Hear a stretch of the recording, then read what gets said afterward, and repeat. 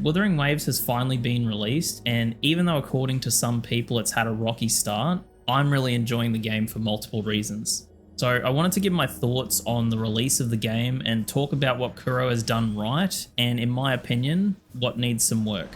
I've been putting off having any comments on the state of the game for two reasons. One, I wanted to play through the whole story and most of the content the game has to offer beforehand. And two, I hadn't been feeling well, so hopefully I don't sound sick anymore. Also, I'm not going to try and glaze the game or shit on it unfairly, but I've played Punishing Grey Raven on my phone for a long time now, which is one of Kuro Games' other titles, and because of that, I've been looking forward to playing Wuthering Waves since it was announced more than a year ago, so I'm more likely going to be a bit biased. So let's get into it. The first part we'll address, since Kuro Games does this so well, is the combat, which I'm going to give a 9 out of 10. I would honestly love to give it a 10, but there are certain issues currently that will more than likely be ironed out, maybe even by the time this video's up, but who knows. The current issues with combat that I've noticed is the camera, enemy targeting when not locked on, and the lock-on system itself. There could be more issues, but if there are, I probably didn't notice them, likely because I would have attributed them to the previously mentioned issues. So first, let's start with the camera. The camera can sometimes find itself inside of enemies or other objects, and even under the terrain. It sometimes moves itself with the lock-on into another position only to give you less visibility on what you're fighting. If you're locked onto a boss, the camera can sometimes take way too long to catch up to some bosses that can very quickly reposition off screen, making it so that if they are about to do an attack, you might not even see the attack coming and have to rely on muscle memory instead. And lastly, for controllers specifically, unless you turn a certain setting off, you cannot move your camera around to view other enemies if you are attacking an enemy. It just locks your view to where it was at the start of the attack combo. Now, to be fair, I haven't turned that setting back on, so it could be fixed by now. Moving on to the second thing, I mentioned enemy targeting. This is not an issue with most content, but it is an issue in group battles with multiple enemies. I sometimes struggle to focus on one enemy while keeping other enemies in view without my character wanting to attack the enemy that's off in the distance. This isn't really all that bad for ranged characters, but when my melee character has a choice to either target the enemy that's right in my face or the one that's 10 meters away, and it picks the one 10 meters away, it's annoying. Lastly, we have the lock-on system. I can imagine lock-on working really well if the first two issues get fixed, but only on single targets. The only issue I have with lock-on is actually targeting what I want to target in fights with multiple enemies or bosses like the tortoise or turtle, as most people are calling it, that have multiple different parts to target. Trying to switch to what you want to target can be very frustrating, and it's often easier to just unlock, look at the new target, and then re-lock on. Other than these minor issues, combat is easily one of the best I've seen in any gacha right now, next to Punishing Grey Raven. Dodging feels perfect. Parries, as long as you don't miss the enemy, feel just right. All of your attacks, including your skill and your ult, feel incredibly responsive. And lastly, switching characters doesn't require you to have a good internet connection like Genshin does, which, as someone with awful internet, I cannot stress enough just how valuable that is. So next, let's move on to exploration, which I'm going to give an 8 out of 10 minimum, but I would argue for a 9 out of 10. World traversal is amazing. Yes, every now and then you get stuck on an object or a wall for seemingly no reason at all, but the vast majority of the time, running around and exploring the world, running up walls and vaulting over obstacles is unmatched in any gacha game so far. And for Wuthering Waves, this is perfect, considering how much running around the world we're going to have to do if you want to farm for echoes, which is this game's version of artifacts or gear. So exploration, really well done, Kuro. Now, let's talk about the world itself. Wuthering Waves got really shit on during the closed beta where people were saying the world doesn't look good and just looks dead. I'm really happy to see how well Kuro Games took this criticism and seem to have fixed the issues in all of the right places. They didn't do the knee-jerk reaction and replace everything with brighter, more vibrant environments. They still have zones in the game that do look dead and hellish, but they also have areas that are stunning and beautiful, which gives the world a lot of diversity and range for players to enjoy. Not only that, but the world is massive and filled with all sorts of treasures, quests, environments, and elite enemies to find and fight. So I'm going to give the world itself a 9 out of 10. As to me, this is a world that's obviously had a lot of effort put into it, and it really shows. I'll give it that extra point to 10 out of 10 when underground areas get their own mini-maps, which Kuro has already mentioned. Next, I want to talk about bosses and their design. Now, to nobody's surprise, this is a 10 out of 10. I have not fought a single boss so far and not enjoyed the experience. The bosses aren't hard, but they do have complexity and challenge your ability to move, dodge, and parry in just the right amount for me. I've said it so many times before, if there's two things that Kuro Games does right, it's combat and boss fights. I have absolutely no complaints about the bosses I've fought so far, especially the challenge mode boss arenas that are essentially the same fight, but with more HP, more damage, and a larger moveset. If there is one criticism I would say, and to be fair, this might exist, but I haven't found where it is. In my video I made over a year ago, Can Wuthering Waves Compete with Genshin Impact? I listed a few things I wanted Kuro Games to add to Wuthering Waves to make the game more appealing to more gamers, and one of them was leaderboards. I think this is a massive missed opportunity to not have leaderboards specifically for these challenge bosses, so players can compete against each other to try and get the best times and try and be number one on the server.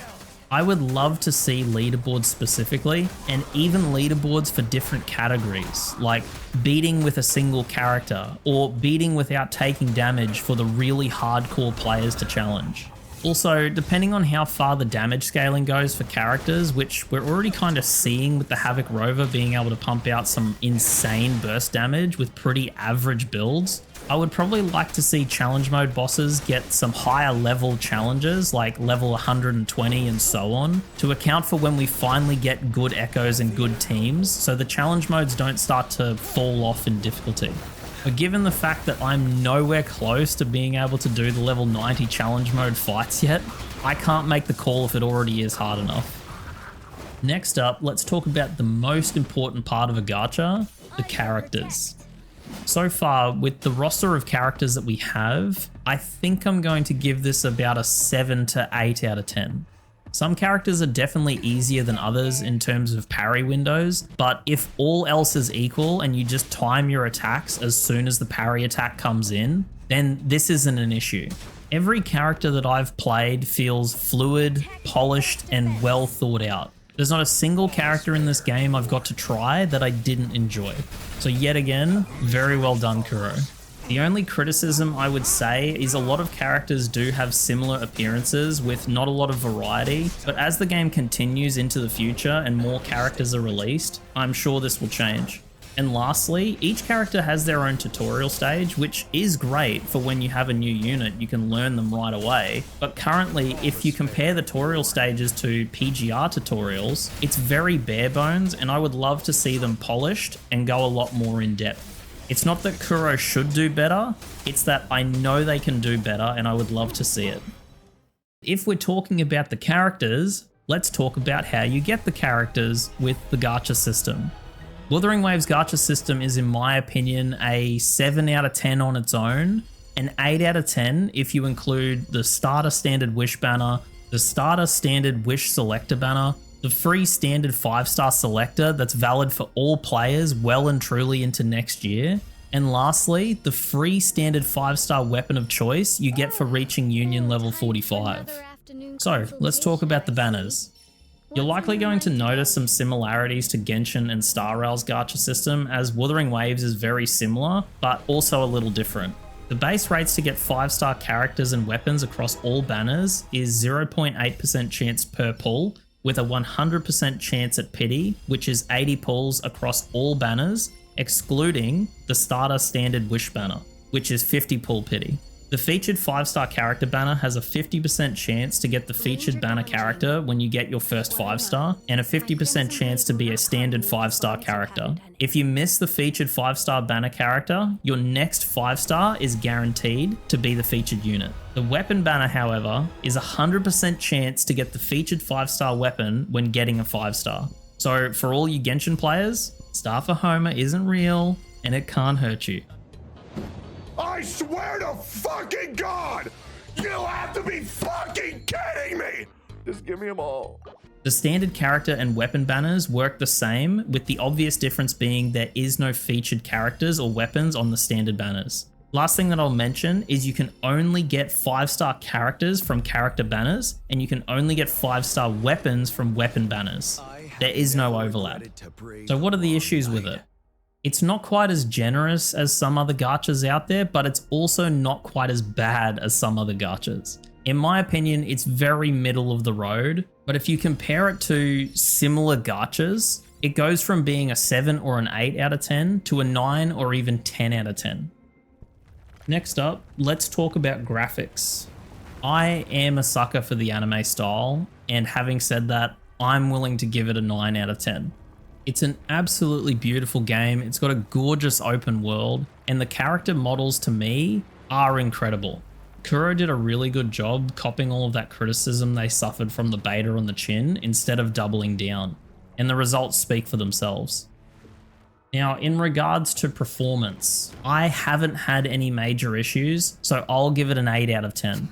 I'm a PC player with an alright PC. I'll overlay my specs on the screen. I've heard mobile players are struggling and some PC players are experiencing memory leaks in the major city, but these are issues I've yet to encounter. I have had some loading issues where the normal loading times are maybe 2 to 5 seconds depending on where I am, but every now and then the load time will be insanely long and last upwards of 15 seconds. But so far, I've had no crashes, not a lot of frame drops, at least when I wasn't recording gameplay, and no visual issues like screen tearing. Overall, it seems to be relatively well optimized. Next up, I want to talk about wave plates, or the stamina system in this game.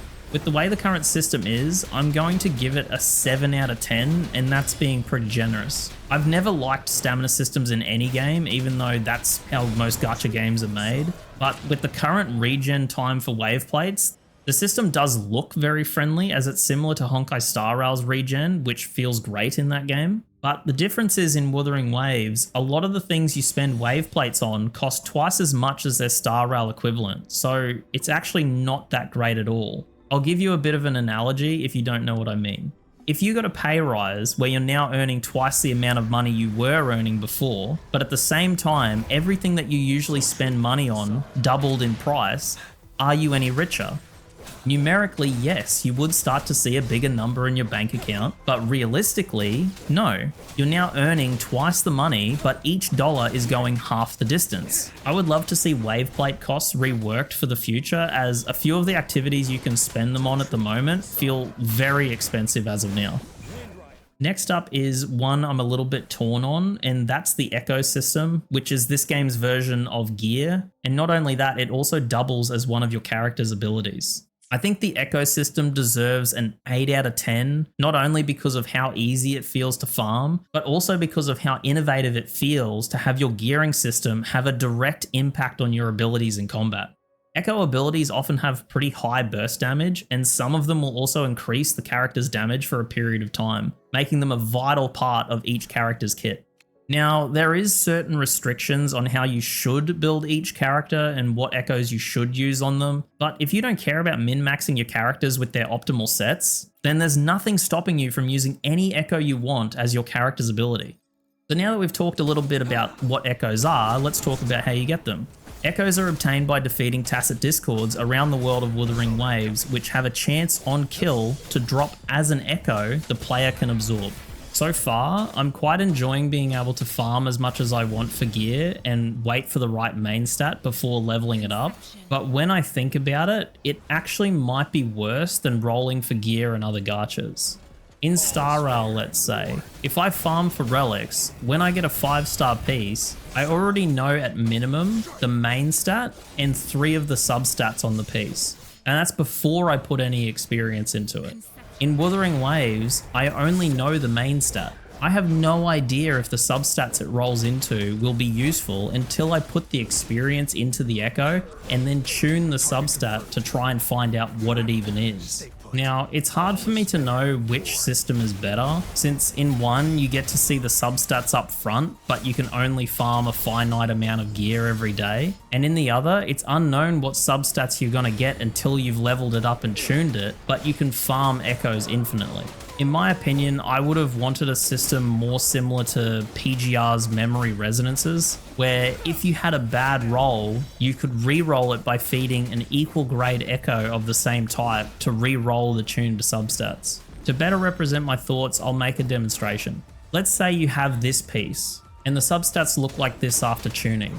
Also, let's say that the substats can roll in between these ranges. I don't know what the actual ranges are, so I'm just making numbers up at the moment. Now, this is a pretty good roll, but let's say, for example, the ideal substats for a character you're building would look more like this. You could make this piece better by feeding another echo of the same type and grade, in this case a 5-star echo, into it, which would allow you to re-roll a single substat. If this was the way that the ecosystem worked, a casual player might continue to roll this piece until they get this result, let's say. Whereas a hardcore player with a lot more time to farm echoes on their hands could continue to re-roll over and over again until they got the max roll in every slot. I know this is my idea, but I for one really like this system since it would give the player a better use for bad main stat dupes and would cater to both players who want to play less and players who have all the time in the world to farm. Having said that, is this system going to change, or should it change? Unless endgame farming feels really bad, no. I think the current ecosystem is fine. I just wish it was a little bit better, as I prefer something like PGR's system. Now, in all honesty, I wouldn't have added this onto the list except for something that already exists in-game, and that's events. There's currently a few launch events in the events tab, but one of them has really caught my attention more than any of the others, and that is Depths of Elusive Realm. I really like this event so much that I kind of hope that it's either a permanent game mode or they make it into one. I would love to see Kuro add more enhanced abilities for more characters and echoes over time, so I'm going to give this event a 10 out of 10.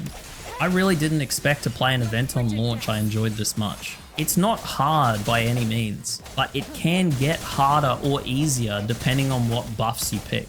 It's kind of similar to Simulated Universe from Star Rail, but it reminds me a lot of Elysian Realm from Honkai Impact. I recommend that anyone who's playing the game to give the event a try if you haven't already, and if you're scared of fighting the higher level floors, just go for it. Your character doesn't matter as much as the echo and buffs that you unlock. Next up, I want to talk about controls.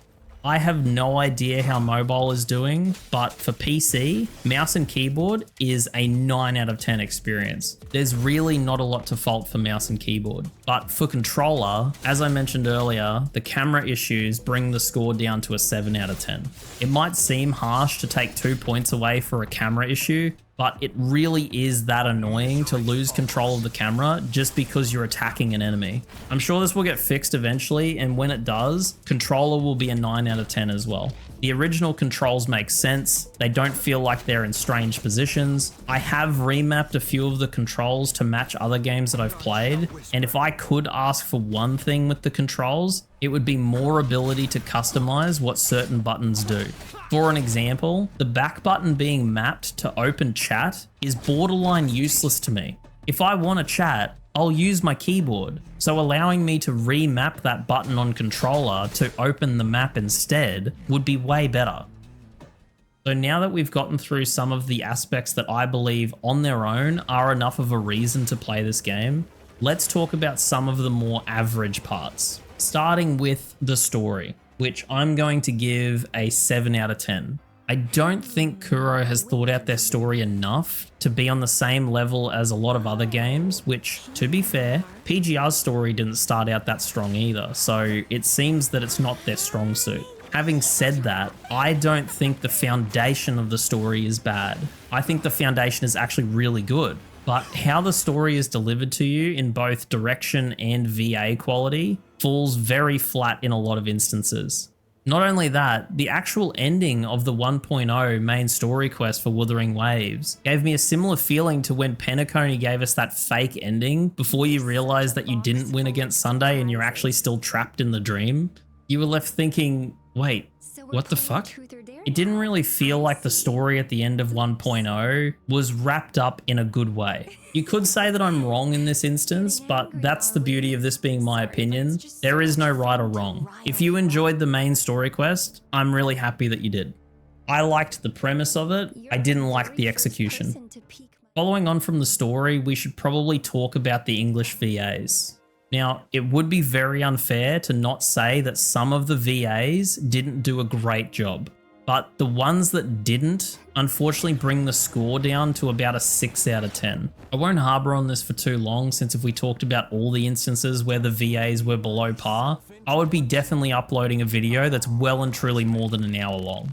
But one character that I think we should talk about is Yang Yang. In my opinion, it was incredibly important to get Yang Yang's voice correct. She's not only one of the first characters that we meet in the world and is present through a lot of the story, but the character that we got is a girl who just sounds way too soft and slow, to the point of being concerned that the character is constantly suffering from depression. Now, the funny thing about Yang Yang is, in my opinion, she did actually have a good scene that I remember, and it was the moment where she protects Rover from one of Scar's attacks and says, "Stay away from him." But because of how the scene was angled and the seeming lack of impact from Scar's attack, the whole scene just felt off, and unfortunately, our poor Yang Yang was at the center of it. Having said that, is bad or average voice acting enough for me to quit the game? No, but I do wish the characters had better quality and more thought out voices. The last thing that we're going to talk about is the music and the soundtracks for the game. All of the music in game is really good and deserves at least an 8 out of 10. This is just a personal preference, but the one thing I'm happy with is all of the soundtracks for fights in Wuthering Waves all sound right and not out of place. All of the soundtracks for bosses in the game support the fight and make the experience complete, with the best example for me being Crownless. I really like Crownless's theme, but none of them enhance the fight and take it to the next level of experience like some music that Hoyoverse has made. There's a lot of music from Honkai Impact and Honkai Star Rail that the second I hear it, it's almost as if I'm back in that moment doing a fight or watching a cutscene. Music can exist to take a good experience to that next level and almost become just as important as the story, the scenario, or the fight itself. Wuthering Waves doesn't seem to have any of that as of right now, but let's be honest, it doesn't need it.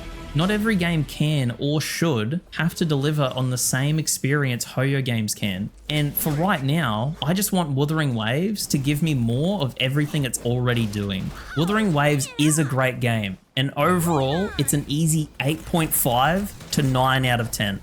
It feels like the perfect balance between hard and challenging, and if you haven't played Wuthering Waves and somehow you're still watching my video to this point, first of all, thank you, it does mean a lot. But second, I would definitely recommend it if you don't mind the story being pretty average. If the story is a big selling point to you, wait. Buro has already made the comment that they're going to work on the story, so for now, just keep an eye on the game and maybe pick it up later on. In terms of being a game though, and I put a lot of emphasis on the word game, you can't do much better than what Wuthering Waves offers. I, for one, intend to keep playing it. So that's my current thoughts on Wuthering Waves and the state of the game after launch. And if you liked the video, feel free to hit the like button. It is the best indicator to let me know if you enjoyed the video. And if you would like to see more content in future, hit that subscribe button. My plans with making content for Wuthering Waves at the moment is to currently just get better at fighting the bosses and try to challenge myself to solo no-hit as many of them as I can. And that's it. So until next time, YouTube, I'll catch yous later.